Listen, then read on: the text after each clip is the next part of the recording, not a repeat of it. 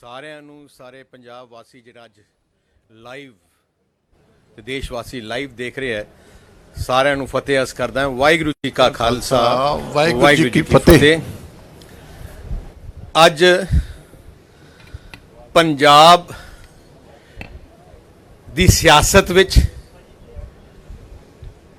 ਇੱਕ ਨਵਾਂ ਦਿਨ ਹੈ, ਇਤਿਹਾਸਿਕ ਦਿਨ ਹੈ। ਪੰਜਾਬ ਦੀ ਅਗਲੀ ਪੋਲਿਟਿਕਸ ਵਿੱਚ ਇੱਕ ਬਹੁਤ ਵੱਡਾ ਮੋੜ ਹੈ। ਸ਼੍ਰੋਮਣੀ ਅਕਾਲੀ ਦਲ, ਪਹਿਲੇ ਮੈਂ ਅਨਾਉਂਸ ਕਰਨਾ ਚਾਹੁੰਦਾ ਅੱਜ ਦੇ ਦਿਨ ਸ਼੍ਰੋਮਣੀ ਅਕਾਲੀ ਦਲ ਤੇ ਬਹੁਜਨ ਸਮਾਜ ਪਾਰਟੀ ਇਕੱਠੇ ਅਸੀਂ ਜਿਹੜਾ ਆਉਣ ਵਾਲਾ ਵਿਧਾਨ ਸਭਾ ਹਲਕਾ 2022 ਤੇ ਉਹਦੇ ਬਾਅਦ ਵੀ ਜਿੰਨੇ ਵੀ ਇਲੈਕਸ਼ਨ ਹੋਣਗੇ ਅਸੀਂ ਇਕੱਠੇ ਲੜਾਂਗੇ। ਬੋਲੇ ਸੋ ਨਿਹਾਲ।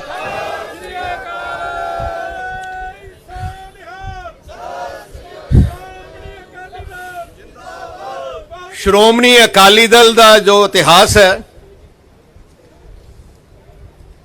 ਮਿਸ਼ਰਾ ਜੀ ਨੂੰ ਮੈਂ ਦੱਸਣਾ ਚਾਹਣਾ ਕਿ ਇਸ ਸਾਲ ਸਾਡੀ ਪਾਰਟੀ ਦੇ 100 ਸਾਲ ਪੂਰੇ ਹੋ ਗਏ। ਦੇਸ਼ ਦੀ ਆਜ਼ਾਦੀ ਦੇ ਵਿੱਚ ਤੇ ਦੇਸ਼ ਦੀ ਆਜ਼ਾਦੀ ਦੇ ਬਾਅਦ ਵੀ ਸ਼੍ਰੋਮਣੀ ਅਕਾਲੀ ਦਲ ਨੇ ਸਭ ਤੋਂ ਵੱਧ ਕੁਰਬਾਨੀਆਂ ਸ਼ਹਾਦਤਾਂ ਦਿੱਤੀਆਂ। ਦੇਸ਼ ਦੀ ਆਜ਼ਾਦੀ ਦੇ ਬਾਅਦ ਹਰ ਗਰੀਬ ਦੀ, ਕਿਸਾਨ ਦੀ, ਮਜ਼ਦੂਰ ਦੀ ਲੜਾਈ ਵਿੱਚ ਸਾਡੀ ਲੀਡਰਸ਼ਿਪ ਨੇ 15-15, 16-16 ਸਾਲ ਜੇਲਾਂ ਕੱਟੀਆਂ। ਮੈਨੂੰ ਬੜੀ ਖੁਸ਼ੀ ਹੈ ਕਿ ਸਾਹਿਬ ਸ਼੍ਰੀ ਕਾਂਸ਼ੀ ਰਾਮ ਜੀ ਜਿਨ੍ਹਾਂ ਨੇ ਜੋ ਫਾਊਂਡਰ ਸੀ ਬਹੁਜਨ ਸਮਾਜ ਪਾਰਟੀ ਦੇ, ਉਹਨਾਂ ਨੇ ਆ ਜਿਹੜੀ ਮੂਵਮੈਂਟ ਹੈ ਗਰੀਬ ਦੀ ਮੂਵਮੈਂਟ, ਜੋ ਸੈਕਸ਼ਨ ਦਬਾਇਆ ਜਾ ਰਿਹਾ ਸੀ, ਕੁਚਲਿਆ ਜਾ ਰਿਹਾ ਸੀ, ਉਹਨਾਂ ਨੂੰ ਇਕੱਠੇ ਕਰਕੇ ਉਹਨਾਂ ਦੀ ਆਵਾਜ਼ ਬਣ ਕੇ, ਜਿਵੇਂ ਡਾਕਟਰ ਅੰਬੇਡਕਰ ਜੀ ਨੇ ਦੇਸ਼ ਵਿੱਚ ਸੰਵਿਧਾਨ ਬਣਾ ਕੇ ਰਾਈਟਸ ਦਿੱਤੇ, ਉਵੇਂ ਸਾਹਿਬ ਸ਼੍ਰੀ ਕਾਂਸ਼ੀ ਰਾਮ ਜੀ ਨੇ ਪੂਰੇ ਦੇਸ਼ ਵਿੱਚ ਇੱਕ ਐਜੀ ਮੂਵਮੈਂਟ ਖੜੀ ਕੀਤੀ ਜਿਹਨੂੰ ਅਸੀਂ ਸਲਾਮ ਕਰਨਾ ਚਾਹੁੰਦੇ ਹਾਂ। ਤੇ ਮੈਂ ਅੱਜ ਸਭ ਤੋਂ ਪਹਿਲੇ ਮੈਂ ਬਹਿਨ ਮਾਇਆਵਤੀ ਜੀ ਦਾ ਧੰਨਵਾਦ ਕਰਨਾ ਚਾਹੁੰਦਾ, ਕਿਉਂਕਿ ਆ ਅਲਾਇੰਸ ਹੋਣ ਵਿੱਚ, ਆ ਦੋ ਪਰਿਵਾਰ ਇਕੱਠੇ ਜੁੜਨ ਵਿੱਚ ਸਭ ਤੋਂ ਵੱਡਾ ਯੋਗਦਾਨ ਮੈਂ ਬਹਿਨ ਮਾਇਆਵਤੀ ਜੀ ਦਾ।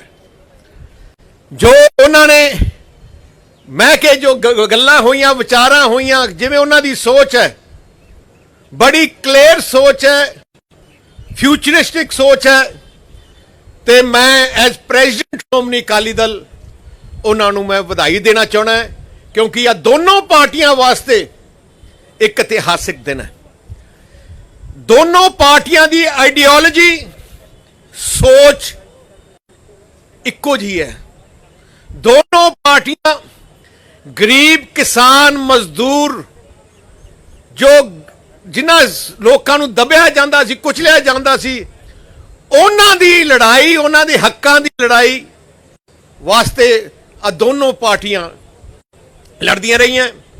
ਜਿਵੇਂ ਪਹਿਲੇ ਦੱਸਿਆ ਗਿਆ, ਪਹਿਲਾ ਸਮਝੌਤਾ ਬਹੁਜਨ ਸਮਾਜ ਪਾਰਟੀ ਨਾਲ 96 ਚ ਹੋਇਆ, ਜਦੋਂ ਜਿੱਥੇ ਬਾਬੂ ਸ਼੍ਰੀ ਕਾਂਸ਼ੀ ਰਾਮ ਜੀ ਇਲੈਕਸ਼ਨ ਲੜੇ, ਉਦੋਂ ਇਤਿਹਾਸਿਕ ਰਿਜ਼ਲਟ ਆਇਆ। 13 ਪਾਰਲੀਮੈਂਟਾਂ ਵਿੱਚੋਂ 11 ਪਾਰਲੀਮੈਂਟ ਸੀਟ ਆ ਗੱਠਜੋੜ ਜਿੱਤੀ। ਬਹੁਜਨ ਸਮਾਜ ਪਾਰਟੀ ਨੇ 3 ਲੜੀਆਂ, 3 ਤੋਂ 3 ਜਿੱਤੇ। ਸ਼੍ਰੋਮਣੀ ਅਕਾਲੀ ਦਲ 10 ਲੜੀ ਸੀ, ਉੱਥੇ 8 ਜਿੱਤੇ। ਤੇ ਮੈਂ ਕਹਿ ਸਕਦਾ ਕਿ ਸਾਡੀ ਜਦੋਂ ਗਾਰਾਂ ਸ਼ੁਰੂ ਹੋਈਆਂ ਕਿ ਆਪਣਾ ਫਿਊਚਰ ਕੋਰਸ ਕੀ ਹੈ, ਸਾਡੀ ਪਾਰਟੀ ਵਿੱਚ ਗਰਾਊਂਡ ਲੈਵਲ ਵਰਕਰ ਤੋਂ ਲੈ ਕੇ ਉੱਪਰ ਸੋਚ ਸੀ ਕਿ ਆ ਦੋਨੋਂ ਪਾਰਟੀਆਂ ਨੂੰ ਇਕੱਠਾ ਹੋਣਾ ਚਾਹੀਦਾ ਹੈ, ਕਿਉਂਕਿ ਦੋਨੋਂ ਪਾਰਟੀਆਂ ਦਾ ਮਿਸ਼ਨ ਇੱਕੋ ਇੱਕ ਹੈ। ਸਾਹਿਬ ਪ੍ਰਕਾਸ਼ ਸਿੰਘ ਜੀ ਬਾਦਲ 5 ਵਾਰ ਮੁੱਖ ਮੰਤਰੀ ਬਣੇ, ਉਹਨਾਂ ਦੀ ਜਿਹੜੀ ਸੋਚ ਕਰਕੇ ਹੀ ਪੰਜਾਬ ਦੇ ਲੋਕ ਉਹਨਾਂ ਨੂੰ ਟਰਸਟ ਕਰਦੇ। ਸਾਹਿਬ ਪ੍ਰਕਾਸ਼ ਸਿੰਘ ਜੀ ਬਾਦਲ ਦੀ ਸਭ ਤੋਂ ਵੱਡੀ ਸੋਚ ਪੰਜਾਬ ਵਿੱਚ ਅਮਨ ਸ਼ਾਂਤੀ ਬਰਕਰਾਰ ਰੱਖਣੀ, ਪੰਜਾਬ ਵਿੱਚ ਭਾਈਚਾਰਕ ਸਾਂਝ ਬਰਕਰਾਰ ਰੱਖਣੀ, ਸਾਰੇ ਧਰਮਾਂ ਦਾ ਸਤਿਕਾਰ ਕਰਨਾ ਤੇ ਗਰੀਬ ਕਿਸਾਨ ਮਜ਼ਦੂਰ ਨੂੰ, ਦਲਿਤ ਪਰਿਵਾਰਾਂ ਨੂੰ, ਬੈਕਵਰਡ ਕਲਾਸ ਨੂੰ ਜੋ ਮੁਸ਼ਕਲਾਂ ਉਹਨਾਂ ਦਾ ਹੱਲ ਕਰਨਾ। ਮੈਂ ਮਿਸ਼ਰਾ ਜੀ ਤੇ ਉਹਨਾਂ ਦੀ ਬੈਨੀਵਾਲ ਸਾਹਿਬ ਬੈਠੇ ਆ, ਗੜੀ ਸਾਹਿਬ ਵੀ ਹੈ, ਉਹਨਾਂ ਨੂੰ ਵੀ ਸਾਰਾ ਪਤਾ ਹੈ ਕਿ ਜਿੰਨੀਆਂ ਵੀ ਗਰੀਬ ਕਿਸਾਨ ਮਜ਼ਦੂਰ ਵਾਸਤੇ ਸਹੂਲਤਾਂ ਪੰਜਾਬ 'ਚ ਮਿਲ ਰਹੀਆਂ ਜਾਂ ਕਿਤੇ ਵੀ ਮਿਲੀਆਂ 100% 100% ਸਰਦਾਰ ਪ੍ਰਕਾਸ਼ ਸਿੰਘ ਜੀ ਬਾਦਲ ਦੀ ਸਰਕਾਰ ਦੇ ਦੌਰਾਨ ਹੀ ਸ਼ੁਰੂ ਹੋਈਆਂ। ਇੱਕ ਬੋਲੇ ਸੋ ਨਿਹਾਲ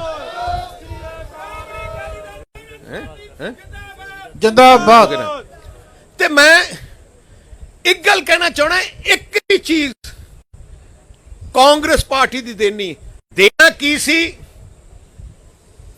ਉਹਨਾਂ ਨੇ ਖੋਲ ਦਿੱਤਾ। ਐਸਸੀ ਪਰਿਵਾਰਾਂ ਨੂੰ ਸਾਹਿਬ ਪ੍ਰਕਾਸ਼ ਸਿੰਘ ਜੀ ਬਾਦਲ ਮੁੱਖ ਮੰਤਰੀ ਬਣੇ, ਮੈਂ ਉਪ ਮੰਤਰੀ ਸੀ, ਫੈਸਲਾ ਕੀਤਾ ਕਿ ਸਕਾਲਰਸ਼ਿਪ ਦਿੱਤੀ ਜਾਏ ਤੇ ਤਕਰੀਬਨ 4-5 ਲੱਖ ਬੱਚਿਆਂ ਨੂੰ ਅਸੀਂ ਸਕਾਲਰਸ਼ਿਪ ਦੇਣ ਲੱਗੇ। ਬੜੇ ਬੱਚੇ ਅੱਗੇ ਬੜੇ ਵਧੇ। ਅਫਸੋਸ ਜਦੋਂ ਦੀ ਕੈਪਟਨ ਸਰਕਾਰ ਆਈ ਹੈ, ਐਸਸੀ ਬੱਚਿਆਂ ਦੀ ਸਕਾਲਰਸ਼ਿਪ ਬੰਦ ਕਰ ਦਿੱਤੀ। ਜਿਹੜਾ ਉਹਨਾਂ ਦਾ ਮੰਤਰੀ ਉਹਨੇ ਘਟਾਲੇ ਕੀਤੇ, ਅੱਜ ਤੱਕ ਬੰਦ ਹੈ ਜੀ। ਹੋਰ ਵੀ ਜਿਹੜੀਆਂ ਸਕੀਮਾਂ ਗਰੀਬ ਦਲਿਤ ਪਰਿਵਾਰਾਂ ਨੂੰ ਦਿੰਦੇ ਸੀ, ਉਹ ਵੀ ਉਹਨਾਂ ਨੇ ਘਟਾਤੀਆਂ ਜਾਂ ਬੰਦ ਕਰਤੀਆਂ ਜਾਂ ਦੇਣਾ ਬੰਦ ਕਰ ਦਿੱਤਾ। ਆਹ ਤਾਂ ਸੋਚ ਕਾਂਗਰਸ ਪਾਰਟੀ ਦੀ ਰਹੀ ਹੈ।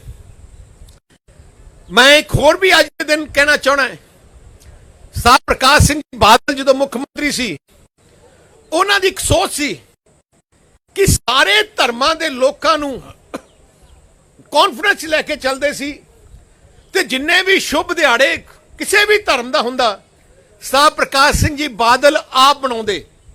ਤੇ ਉਹਨਾਂ ਨੇ ਆਹ ਵੀ ਪਲਾਨ ਕੀਤਾ ਕਿ ਜੋ ਪਵਿੱਤਰ ਸਥਾਨ ਹੈ ਗੁਰੂਆਂ ਦੇ, ਸਾਰੇ ਧਰਮਾਂ ਦੇ, ਉਹਨਾਂ ਨੂੰ ਪੰਜਾਬ ਸਰਕਾਰ ਦੇ ਪੈਸੇ ਤੋਂ ਖਰਚ ਕੇ ਉਹਨਾਂ ਨੇ ਡਿਵੈਲਪ ਕੀਤਾ।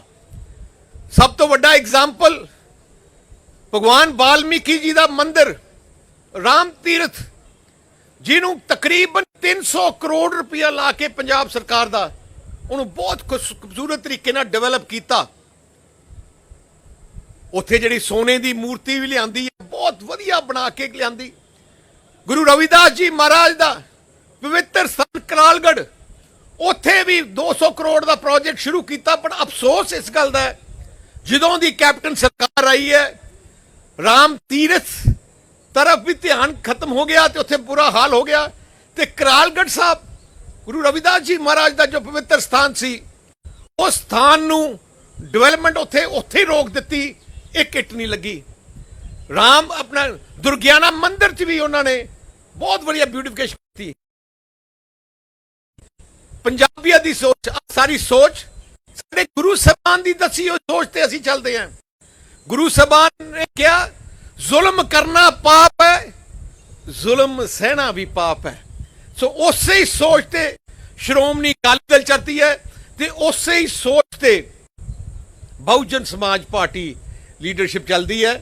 ਤੇ ਮੈਨੂੰ ਬੜੀ ਖੁਸ਼ੀ ਹੈ ਕਿ ਜੋ ਰਿਸ਼ਤਾ ਮੇਰੇ ਪਿਤਾ ਸਾਹਿਬ ਪ੍ਰਕਾਸ਼ ਸਿੰਘ ਜੀ ਬਾਦਲ ਨੇ ਬਣਾਇਆ, ਸਾਹਿਬ ਸ਼੍ਰੀ ਕਾਂਸ਼ੀ ਰਾਮ ਜੀ ਨੇ, ਉਹ ਰਿਸ਼ਤਾ ਅੱਜ ਫਿਰ ਤੋਂ ਮੇਰੀ ਅਗਵਾਈ ਥੱਲੇ ਸ਼੍ਰੋਮਣੀ ਅਕਾਲੀ ਦਲ ਔਰ ਬਹਿਨ ਮਾਇਆਵਤੀ ਜੀ ਦੀ ਅਗਵਾਈ ਥੱਲੇ ਬੀਐਸਪੀ ਦਾ ਰਿਸ਼ਤਾ ਫਿਰ ਤੋਂ ਜੁੜ ਗਿਆ। ਤੇ ਆਹ ਰਿਸ਼ਤਾ ਸ੍ਰੀ ਅਕਾਲ, ਕੋਈ ਰਿਸ਼ਤਾ ਕੋਈ ਮੈਂ ਐਲਾਨ ਕਰਨਾ ਚਾਹਣਾ, ਟੈਂਪਰੇਰੀ ਰਿਸ਼ਤਾ ਨਹੀਂ।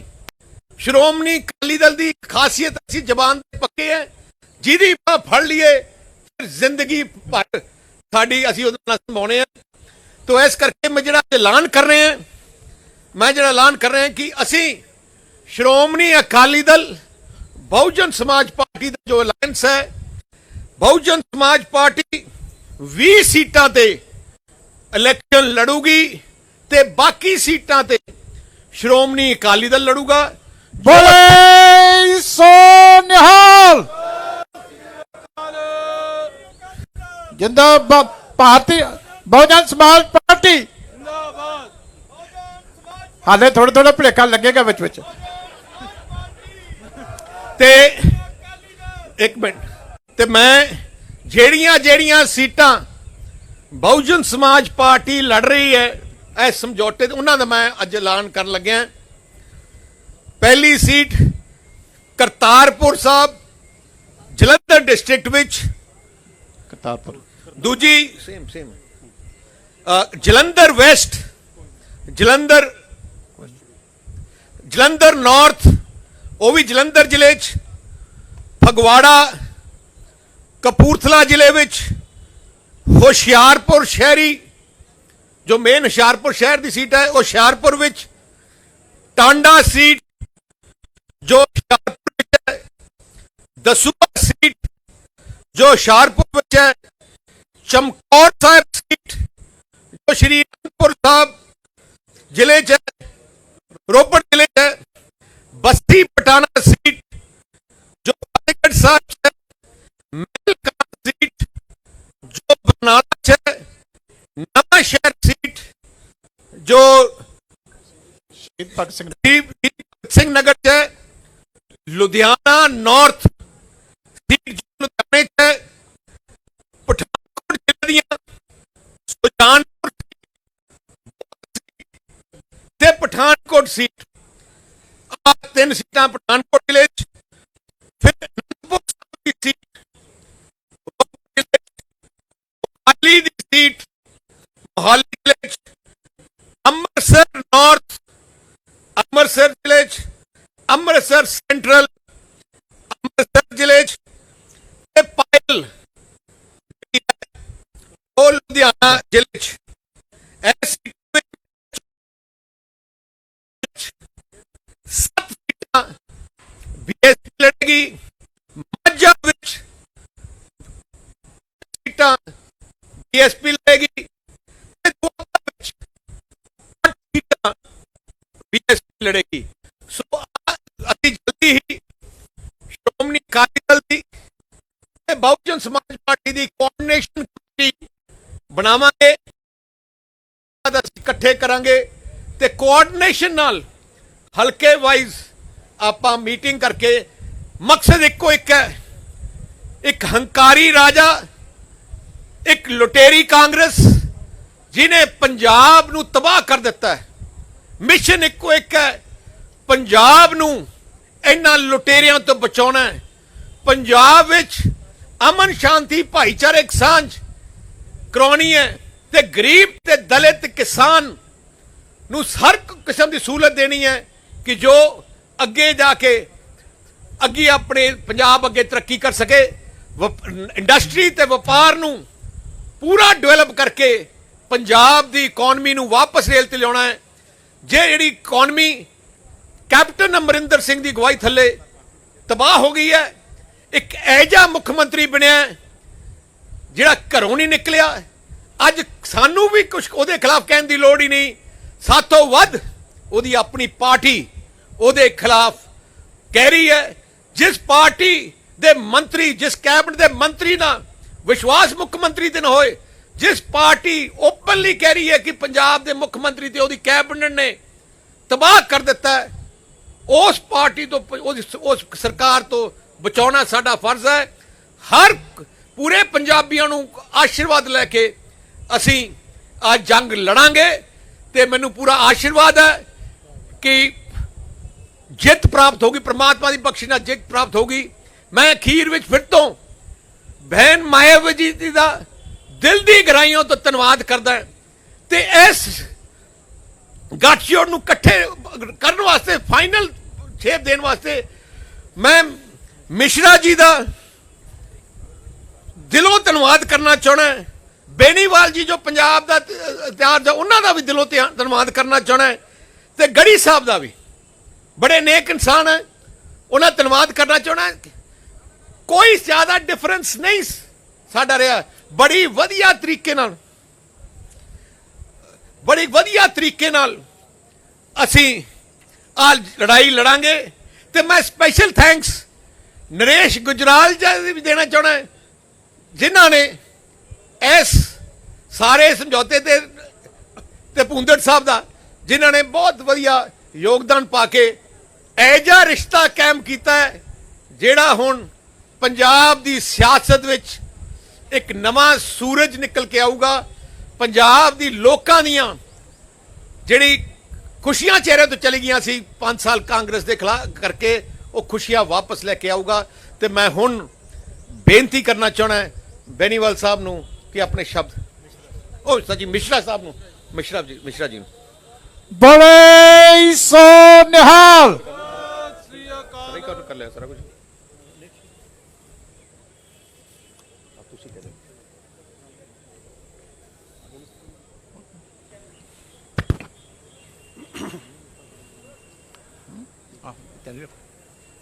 आज पंजाब स्टेट में, जैसा कि अभी सुखबीर सिंह बादल जी ने कहा है कि ये एक ऐतिहासिक दिन है, और इस ऐतिहासिक दिन इसलिए ये इतिहास में लिखा जाएगा क्योंकि आज बहुजन समाज पार्टी, जो कि एक नेशनल पार्टी है, उसका गठबंधन पंजाब की सबसे मजबूत पार्टी अकाली दल, शिरोमणि अकाली दल के साथ में हो रहा है और हो गया है। ये गठबंधन 25 साल आपस में बिछड़ने के बाद दोबारा हुआ है, और चूंकि ये 25 साल के बाद आपस में मिल रहे हैं, तो जैसा कि अभी सुखबीर जी ने कहा कि ये गठबंधन अब टूटने वाला नहीं है, और ये गठबंधन हमारा हमेशा चलता रहेगा। बहुजन समाज पार्टी का हर कार्यकर्ता इस गठबंधन का तहे दिल से स्वागत कर रहा है, क्योंकि बहुजन समाज पार्टी और शिरोमणि अकाली दल की सोच आप और उद्देश्य दोनों ही आपस में मिलते हैं।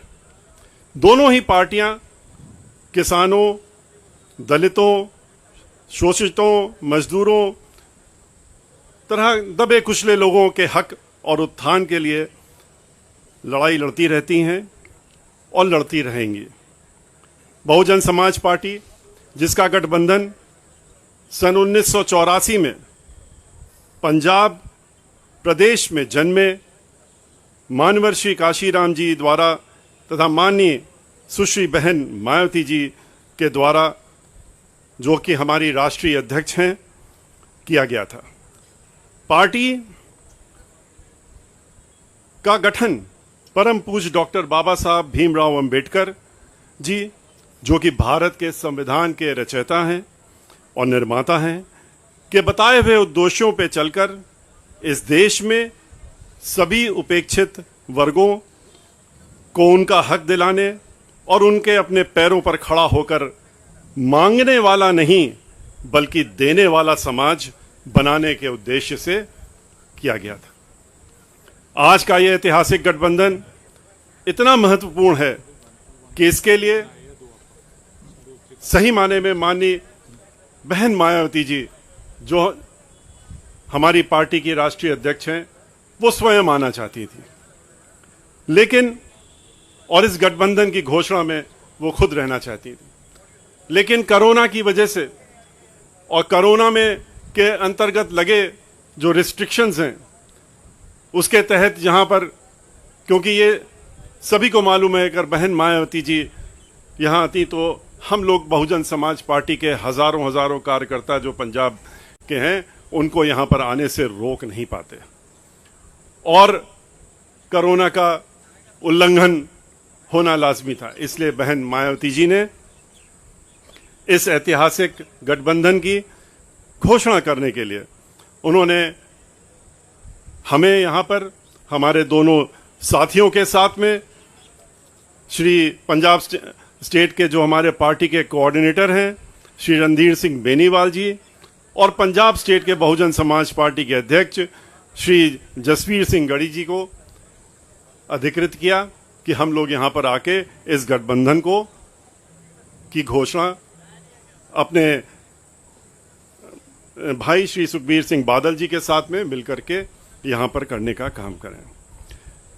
ये गठबंधन इसलिए भी ऐतिहासिक और खास है क्योंकि ये गठबंधन पंजाब प्रदेश में वर्तमान में चल रहे करप्शन और घोटालों से लिप्त कांग्रेस की सरकार, जो खास तौर पर किसान विरोधी एवं दलित विरोधी है, को हटाकर अपनी गठबंधन की सरकार श्री सुखबीर सिंह बादल जी के नेतृत्व में बनाकर इस प्रदेश के सभी किसानों, दलितों, सत श्री अकाल। सर्व समाज के गरीबों, मजलूमों, मजदूरों आदि की समस्याओं को दूर करते हुए समूचे पंजाब का विकास करते हुए, भ्रष्टाचार को खत्म करते हुए पंजाब के समस्त पंजाबियों को उनका हक और सम्मान दिलाने का काम करेगी। ये हमारा निश्चय और अटल निश्चय। अकाली दल और बहुजन समाज पार्टी के गठबंधन ने पहले भी पंजाब में इतिहास रचने का काम किया है, जैसा कि अभी आपको श्री सुखबीर सिंह बादल जी ने बताया। सन 1996 में के चुनाव में जब बहुजन समाज पार्टी और अकाली दल ने मिलकर के लोकसभा का चुनाव लड़ा था, तो आपको मालूम है कि 13 सीटों में 11 सीटें इस गठबंधन ने जीतने का काम किया था, और जो एक सीट बहुजन समाज पार्टी 4 जो जिसमें लड़ी थी हारी थी, और अकाली दल जिसमें एक में नहीं जीत सकी थी, बहुत ही थोड़े थोड़े वोटों का अंतर था, वरना पूरा क्लीन स्वीप था। और अब की बार हमें पूरा विश्वास है कि जिस तरह की यहां पर सरकार चल रही है, उसको उखाड़ फेंकने का जुनून जो है लोगों के अंदर, उसके तहत में अब की बार की जो गठबंधन की सरकार होगी, जो गठबंधन चुनाव में लड़ेगा, वो अब की बार पूरा एक तरफ से क्लीन स्वीप करके और सरकार पूर्ण बहुमत से नहीं बल्कि बहुत अधिक सीटों के साथ बढ़ करके यहां पर सरकार बनाने का ये गठबंधन कार्य करेगा। बड़े सोनिहाल। और कैप्टन, आप जानते हैं कि इस समय कांग्रेस पार्टी की यहां सरकार चल रही है, और किसके नेतृत्व में चल रही है? कैप्टन अमरिंदर सिंह के नेतृत्व में चल रही है, जो सरकार किसानों और दलितों का खुलेआम उन दोनों पर अत्याचार कर रही है। कांग्रेस हर मामले में दलितों के साथ डिस्क्रिमिनेशन करती चली आ रही है। फंड्स जो पैसा दलितों के उत्थान के लिए चिन्हित होता है और चिन्हित है, उसे रिलीज न करना, उसका दुरुपयोग करके उसको किसी और चीज में लगा लेना, यह उसने कार्य करने का काम यहां किया है। लाखों की संख्या में आटा, दाल तथा ओल्ड एज पेंशन के कार्ड्स खत्म कर दिए गए, जिससे कि जो उसके हकदार थे, जिनको उसमें कुछ मिल रहा था, उनका हक छीन लिया जाए। रिजर्वेशन के तहत SC, ST, OBC के कोटा की पोस्ट और खास तौर से SC की कोटा की पोस्टों को खाली रखा गया है और उनको भरा नहीं जा रहा है, जिससे कि उनका हक उनसे छीना जा सके। यह देखा जा रहा है कि यहां पर जहां दलित स्टूडेंट्स को प्राइवेट कॉलेज में रोल नंबर नहीं दिए जा रहे हैं, और इस तरह उनके मैट्रिक स्कॉलरशिप भी नहीं दी जा रही है। शगुन स्कीम भी सही तरीके से नहीं लागू की जा रही है। गरीबों और खास तौर पर दलितों को जो घर देने का वादा किया गया था, वो भी पूरा नहीं किया गया जा रहा है। आपको मालूम है कि जब भी उत्तर प्रदेश में 4 बार बहन मायावती जी के नेतृत्व में सरकार बनी, तो उन्होंने एक दो नहीं, उन्होंने मानवर काशीराम जी के नाम से गरीबों के लिए 2-2 कमरे के मुफ्त मकान बनाकर, पैसा नहीं लिया आज की सरकारों की तरह, और उन्होंने मुफ्त मकान बना करके उनको लाखों की संख्या में दे करके और उसमें उन्होंने आबाद करने का काम किया था। लेकिन यहां पर जो वादे किए थे वो भी पूरे नहीं किए जा रहे हैं।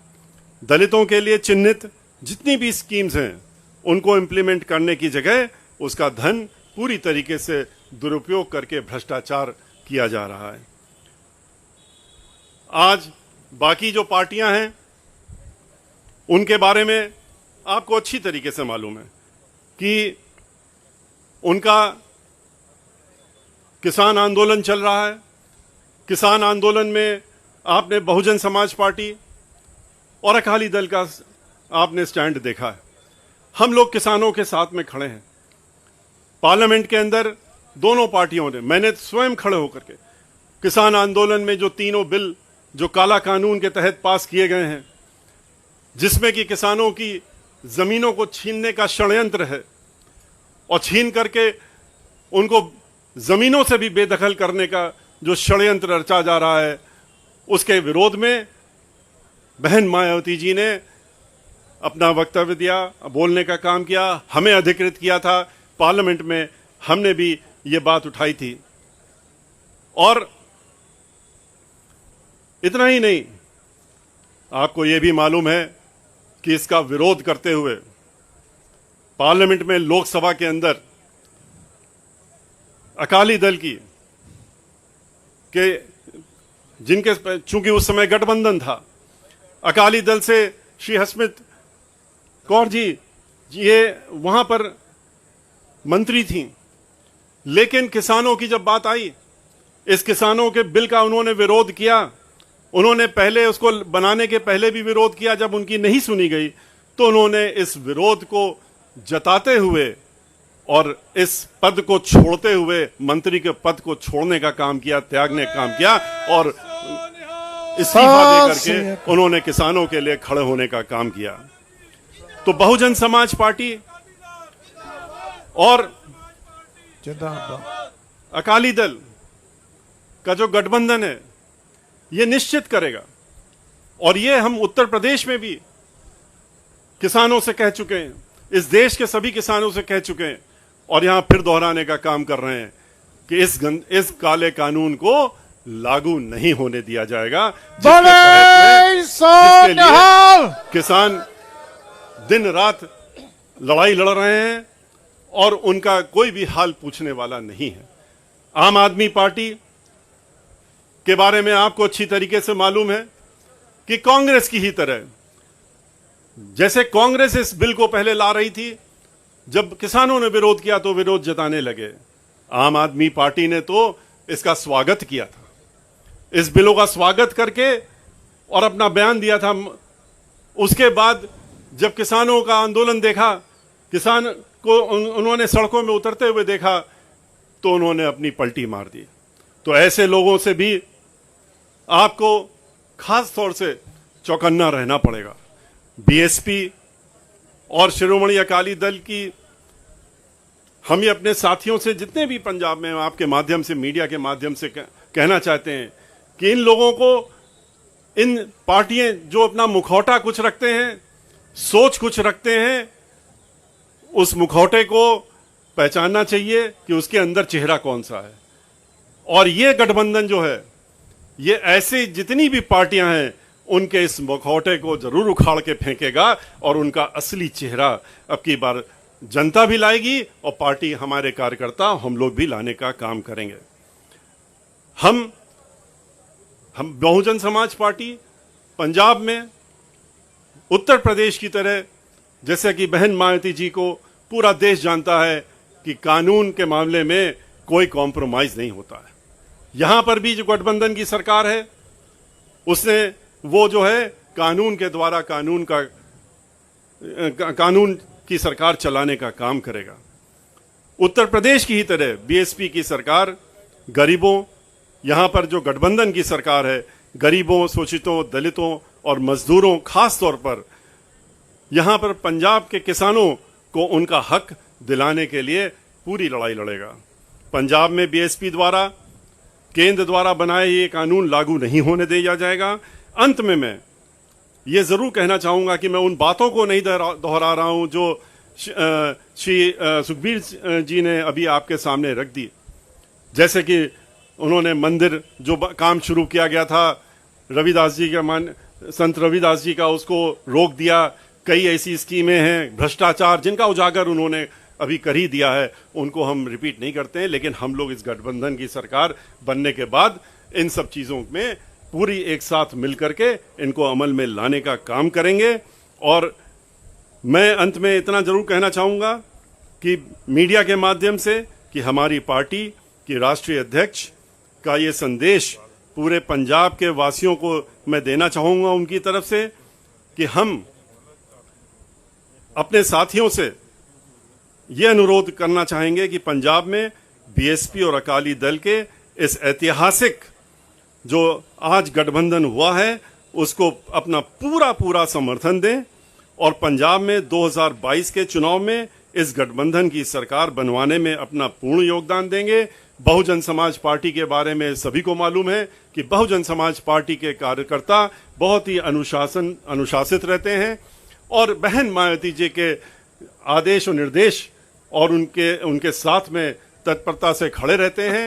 जहां जहां पर भी गठबंधन का चाहे हमारा प्रत्याशी लड़ रहा हो चाहे अकाली दल का प्रत्याशी लड़ रहा हो, हमारे जो कार्यकर्ता हैं वो चुनाव के मैदान में इस तरह से उतरेंगे जैसे कि हर सीट पर वो चुनाव खुद लड़ रहे हैं और चुनाव जिता करके अब की बार पंजाब में सरकार जरूर गठबंधन की बनेगी। और जैसा कि शुरू में भी मैंने कहा, श्री सुखबीर सिंह बादल जी के नेतृत्व में ये सरकार बनेगी। इसी के साथ बोले सो निहाल। मैं जय भीम जय भारत। मैं ਧੰਨਵਾਦ ਕਰਦਾ ਮਿਸ਼ਰਾ ਜੀ ਦਾ, ਫਿਰ ਤੋਂ ਅਖੀਰ 'ਚ ਬੈਨੀਵਾਲ ਜੀ ਦਾ ਤੇ ਗੜੀ ਸਾਹਿਬ ਦਾ ਜਿਹੜੇ ਅੱਜ ਇੱਥੇ ਸਾਡੇ ਪਾਰਟੀ ਆਫਿਸ ਆਏ ਹੈ।